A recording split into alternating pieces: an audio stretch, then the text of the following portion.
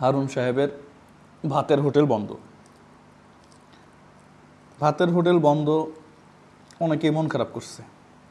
তারকা যারা ছিল মাঝে মাঝে যায় খাইতো। হিরো আলমও খাইছে। খাওয়ার পরে যখন ছবি দিছে, নিজের ভিতরে একটু গরম অনুভব করছে যে ডিবি হারুন স্যারের সাথে একই টেবিলে ভাত খেয়ে আসছি। এরকম অনেকেই ছবি তুলছে, সুযোগ নিছে। ভাতের হোটেল বন্ধ, খিচুড়ি রান্না হয়েছে, খিচুড়ি হবে, সমস্যা তো নেই। এই যে কোমলমতি ছাত্ররা আন্দোলন করলো, হাসপাতাল থেকে বিনা নোটিশে তুলে নিয়ে যাওয়া হইল। নিয়ে যাওয়ার পরে নিরাপত্তা দেওয়া হইল। এই নিরাপত্তা দেওয়ার নামে একই টেবিলে খাবার খেয়ে এই জাতির একটা খারাপ সময়ে, কান্তিক লগ্নে এইভাবে মস্কারা করাটা উচিত হয়নি।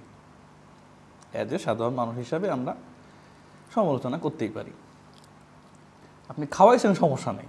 আন্দোলনকারীরা বিভিন্ন জায়গায় দৌড়াদৌড়ি করছে, টায়ার্ড ছিল, তাদেরকে আপনি ভালো মন্দ খাওয়াইছেন। ছবি তুলে আবার দেওয়া লাগবে কিসের জন্যে? ছবি তুলে দিছেন, দেওয়াতেই তো ঝামেলাটা শুরু হয়েছে। যাই হোক, মানুষ একটা সময় গিয়ে নিজেকে অনেক বেশি জ্ঞানী ভাবে, নিজেকে অনেক বেশি ক্ষমতাশালী ভাবে। এটা আমাদের দেশের প্রেক্ষাপটে এটা হয়। তো দিশ বিষ পায় না, আর হুঁশ পায় না যে কি করলে ভালো হবে আর কি করলে খারাপ হবে। এই সময়ে ভাত খাওয়ায় ছবি দেওয়াটা আমার কাছে এজ এ মানুষ হিসাবে টোটালি অযৌক্তিক মনে হয়েছে এবং হাস্যকর মনে হয়েছে। তো যাই হোক, ফাইনালি বদলি হয়েছে, এই আর কি। এই যে ছোট ছোট বাচ্চাগুলো মারা গেল, ফুল ফোটার আগেই ঝরে পড়ল। গতকালকে একটা ভিডিওতে দেখলাম এক মেয়ে চিল্লায় বলতেছে, আমার বোন ঘরের মধ্যে তালা লাগাই আসছি, আমাকে গ্রেফতার করিয়েন না। আদালত প্রাঙ্গণে আগের চেয়ে অনেক বেশি ভিড়। আইনজীবীরা বলতেছে অযথাই মামলা দিছে, অযথাই দেওয়ার তো দরকার নেই। প্রধানমন্ত্রীকে কেউ পছন্দ করেন আর না করেন, মেট্রো রেল পছন্দ করে না এরকম তো লোক নাই। তো এই সাধারণ মানুষের আন্দোলনে মেট্রো রেলে যায় আগুন দিয়ে সুযোগ নিল। তুমি মন খারাপ করলে আমার কিছু যায় আসে না, আমার টাকায় করা মেট্রো রেল, তো আগুন দিবে কেন? তাদের ধরেন, তাদের বিচারের আওতায় নিয়ে আসেন। যারা নিরীহ মানুষকে হত্যা করলো তাদেরকে বিচারের আওতায় নিয়ে আসেন। সবজি আলারে ধরে লাভ আছে? আদালত প্রাঙ্গণে, কোর্টে গতকালকে তো দেখলাম, হ্যাঁ, অসংখ্য মানুষ। আইনজীবীরা বলতেছে আমরা ভাত খাওয়ার সময় পেতেছি না। আরে ভাত খাওয়ার সময় পাবে না কিসের জন্যে? কিসের জন্যে? আমি নিজেও সমর্থন করি না, অবশ্যই না। আপনি বিটিভি ভবনে আগুন কেন দিবেন? আপনি এতগুলা গাড়ি সেতু ভবনের সামনে কেন পোড়াবেন? কিন্তু এই জন্য আপনি সাধারণ মানুষকে ধরে ফেলবেন, এটা তো আসলেই কাম্য না।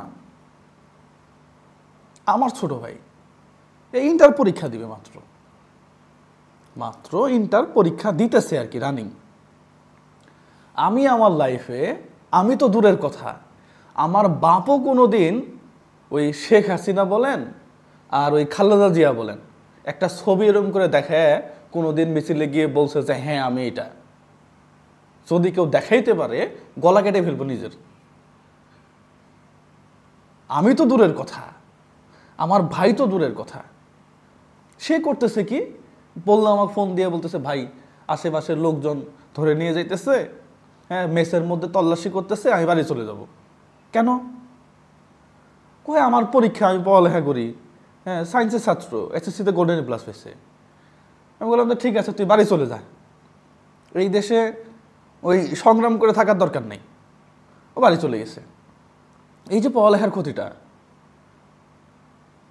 ক্ষতিটা আমি ওর খরচ চালাই, নিজের সংসারের খরচ করার পরেও আমি আমার ভাইটাকে পড়ালেখা করে দিচ্ছি একটা মানুষের মতো মানুষ বানানোর জন্য। এই যে এত অক্লান্ত পরিশ্রম করে ইন্টার পর্যন্ত নিয়ে আসার পরে এখন পড়ালেখা করতে পারতেছে না ঠিকঠাক মতো। একবারই যায়, ঢাকায় আসে, হ্যাঁ একটা পরীক্ষা একটা শিডিউল মতো শেষ হয়ে যাবে, অর্ধেক হয়ে আর নাই। তো এই হচ্ছে অবস্থা। তো যাই হোক, এগুলো আসলেই হয়রানি করা যাবে না। জ্বালাও পোড়াও আমি নিজেও পছন্দ করি না, দেশের সম্পদ নষ্ট এটা আমি নিজেও পছন্দ করি না, টোটালি না। কিন্তু এই জন্য আপনি সাধারণ মানুষকে ধরে ফেলবেন, কেউ মুক্তভাবে কথা বলতেছে তাকে ধরে ফেলবেন, এটা তো হয় না, এটা টোটালি হয় না।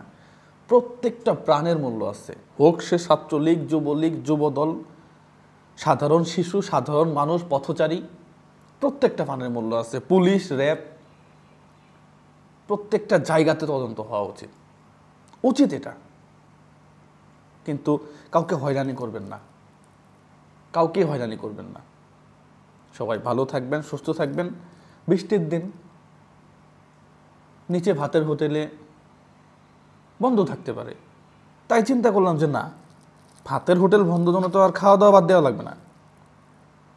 নিজেই খিচুড়ি রান্না করছি, শুরু করে দিছি, ভালো পুষ্টিকর। তবে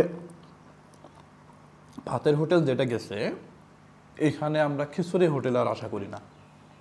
সবাই ভালো থাকবেন, সুস্থ থাকবেন। আসসালামু আলাইকুম রহমতুল্লাহ।